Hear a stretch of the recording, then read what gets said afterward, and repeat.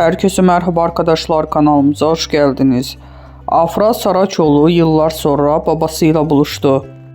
Başarılı oyuncu Afra Saraçoğlu uzun yıllar sonra babası Uğur Saraçoğlu ile barışık ilişkilerini yeniden kurdu.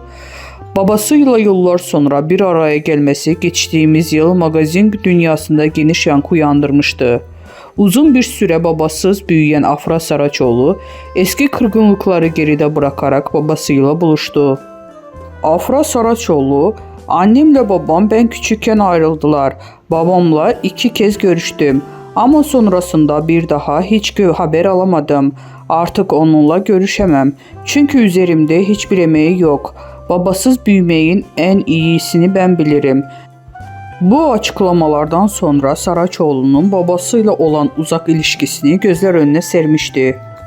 Ancak geçtiğimiz yıllarda Amerika ziyaretinde Afra Saraçoğlu babasıyla bir araya gelerek uzun bir aradan sonra sosyal medya üzerinden birlikte çektirdikleri fotoğrafı paylaştı.